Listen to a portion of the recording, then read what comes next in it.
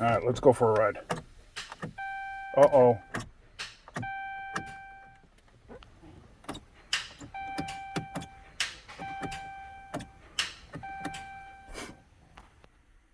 Hey everybody, how you doing today?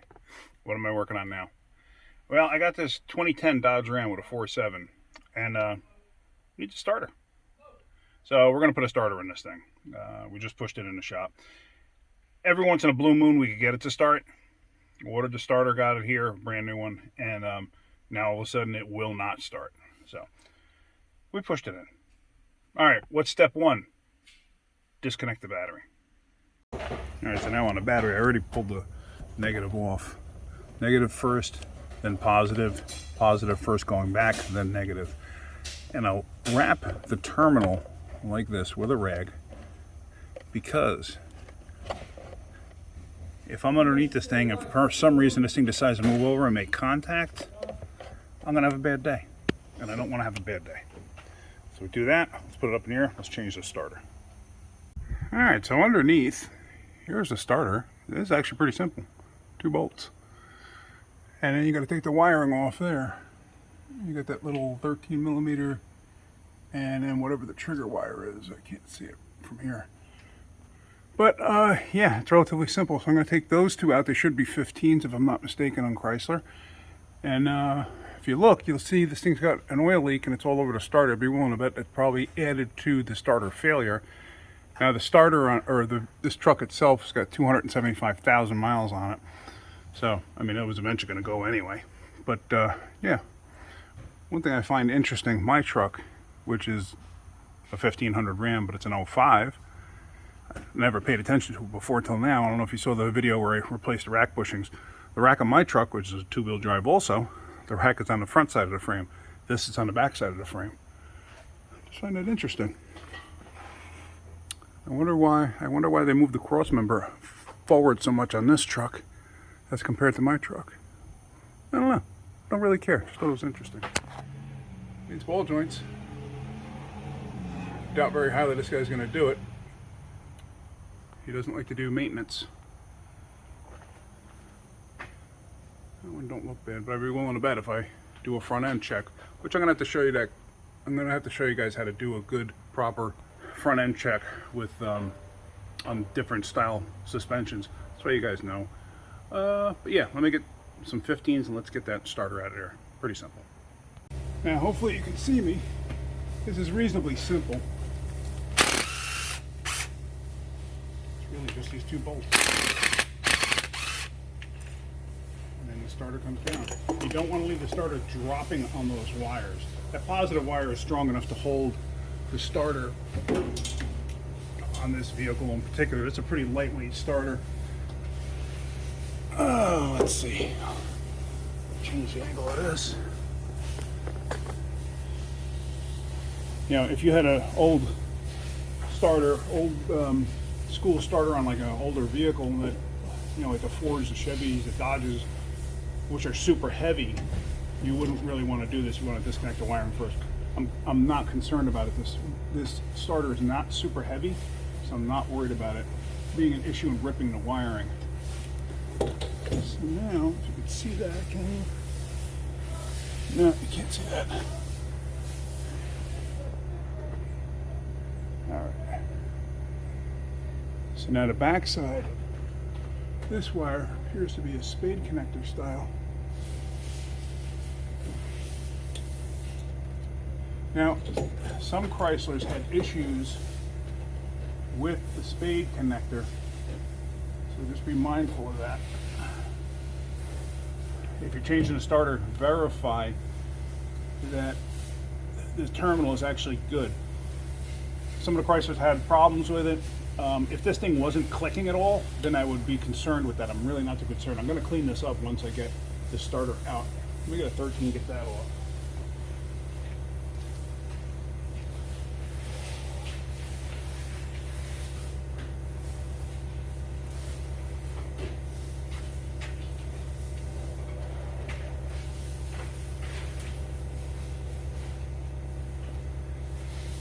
I had to grab some rags too.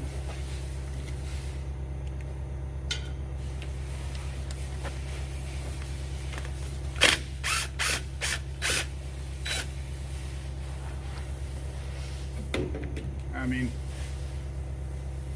in all seriousness, this is a pretty simple starter. Why they can't all be like that is beyond me. So there you go. Pretty simple starter. Let me get some brake clean to clean that stuff up. Oh, actually, I didn't realize that went off. Okay. Hopefully you saw all that. There's the starter. Okay. Alright, so now really all I'm going to do is brake clean the wiring really good. Like I said, make sure you use this in a well ventilated area.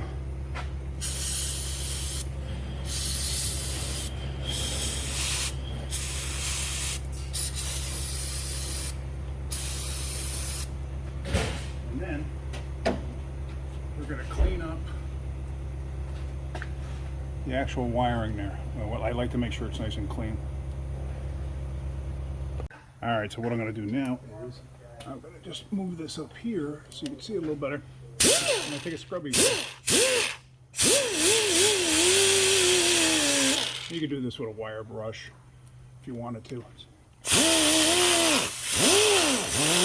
You don't even have to if you don't want to, because a lot of times the nut actually has little, I don't even know what you want to call it, but it has little like knurls on it that actually dig in to make sure you have a good contact. I just like to do this to be on the safe side. That's all. Now, one last thing that I will do is I will grab this end here of the terminal and just using a pair of pliers, just give it a little squeeze. It helps bend the tabs over a little bit. You don't have to go nuts. You don't have to break the terminal end, but just a little bit. It helps ensure that when that slides on, it makes good contact. Alright, so here is the new starter. And that's going to be going in right now. I'm going to wait on the wiring till it's actually in. Whoops. Damn it, sorry about that. Still see it? Yeah, you can.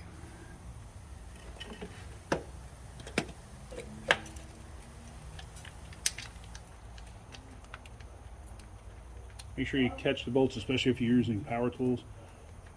If I catch one, I like to try to drag it all the way down. This is a brand new starter, just so you know. I try to drag it all the way down by hand first, but leave it so you can still move the starter around.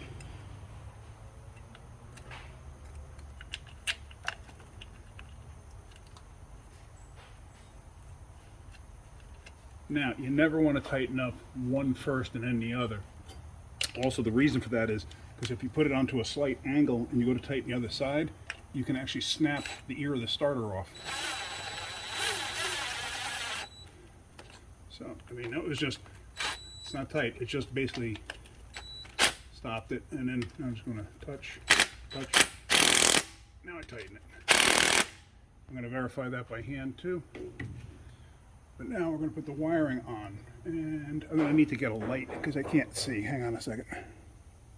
Alright, so now what we're going to do is we're going to catch the wiring. I'm going to move the main harness up. I will usually catch the main harness first, just to force a habit. Now, what I was talking about before with the knurls or whatever, here's the new nut. Hopefully you can see that. And it's got these little edges on it that dig in. So we're going to put that on. Don't tighten this up with a gun because you can snap the ear off very easy. Alright, let me get a wrench on there.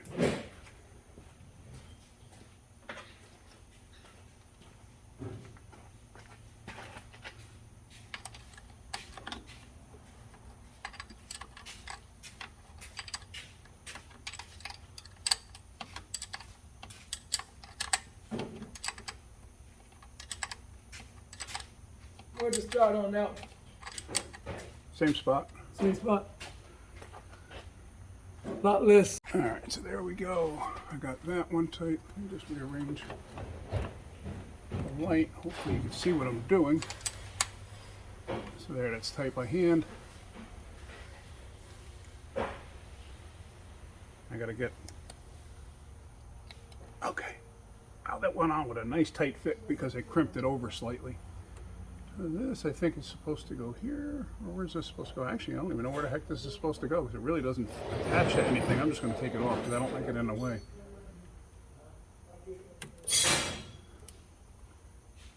I actually don't like it right there. This is supposed to have a cap on it. I wonder...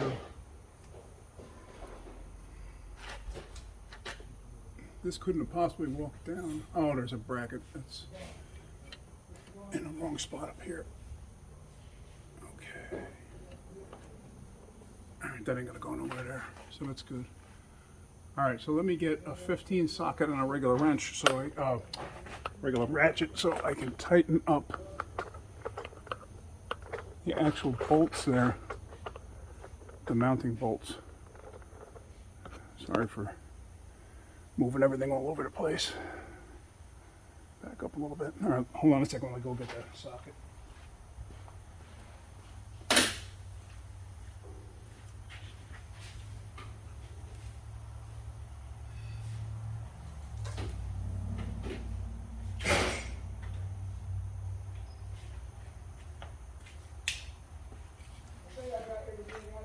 All right.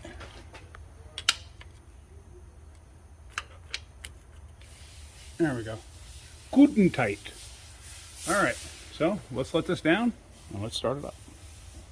Now, one thing you want to do before you let the vehicle get back down or walk away from it or think that you're finished in one area, look for stuff you may have left laying around.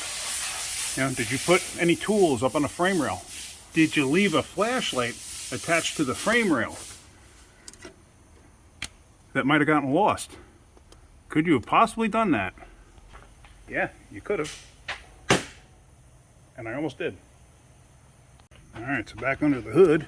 If you notice, every time I go back to a new clip, I say, alright, in the very beginning. I don't know why I do it, but I do. So, these are pretty stout, just so you know, these studs. I just heard everything come to life. And I've actually had them where I try to put an impact on these things and they won't come free. Like, they're so darn tight, I've actually had to put a 1/2-inch drive impact on them.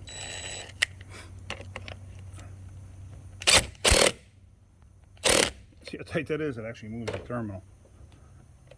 And that terminal is tight. So, not too worried about that. Just put this back over. Customer has another complaint with this thing too. He says the cruise control when he's driving, it shuts off intermittently. And I did take it for a road test and I verified it. And it's actually the brake light switch. Because I was actually watching it on the scanner and I could see it getting command from the brake light switch like a blip. So, alright, let's see if it starts. Was I right? Yep.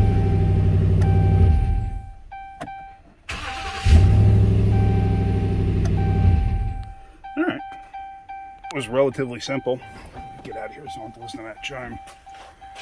I'm so immune to the chime sometimes I forget about it. But yeah, so alright. Hopefully you got something out of that. If you did, hit that like button. If you could, please subscribe. Alright guys, have a great day. Keep wrenching.